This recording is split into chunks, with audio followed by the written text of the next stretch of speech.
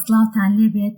سپاس بۆخوا، سپاس بۆ مامۆستایان و تاک بە تاکی ئاهات ئەکادمی. بێگومان باشەکان وەسیان قورسە.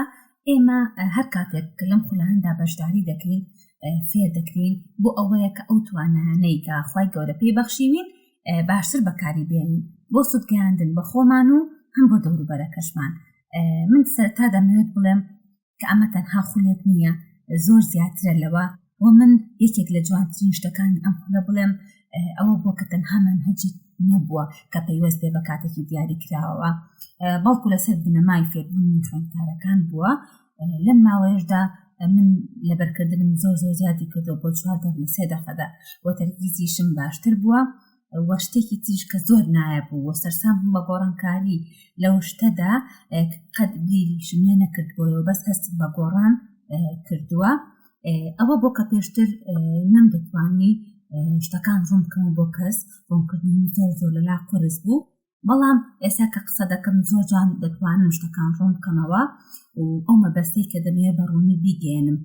هەروەها سەبارەت بە سوودی ڕاهێنانەکانیش من سوودم لە زۆربەی ڕاهێنان و تەکتیکەکان وەرگرتووە، لەوانە بەخشی زەینی، فلاشکارت، پەیوەستبوون بە کاتەوە، پەیوەستکردنی زانیاری، سیستمی سەرەکی و کار زۆربیان وان لە من کردووە هەر لە محاضرەدا بابەتەکە لەبەر بکەم و لە ماوەیەکی کەم زانیاریکی زۆرم بەدەست بکات.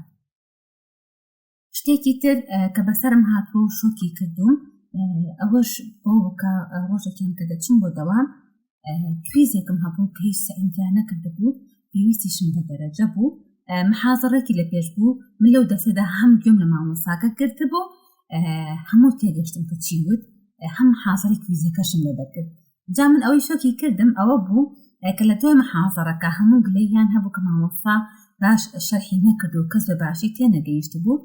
من کە وتم بەڵام من تێگەیشتم و کویزەکەشم لەبەر کرد، هەموو دەیانوت ئەوە گاڵتە دەکات. جا لە کویزەکەش سپاس بۆ خوای گەورە نمرەی تەواوم هێنا کاتێک ئەو محاضرەی کویزە ئیجازە بووم نەچبوومە پۆلیش. زۆر سپاسان ئەکەم، دەستان خۆش بێت.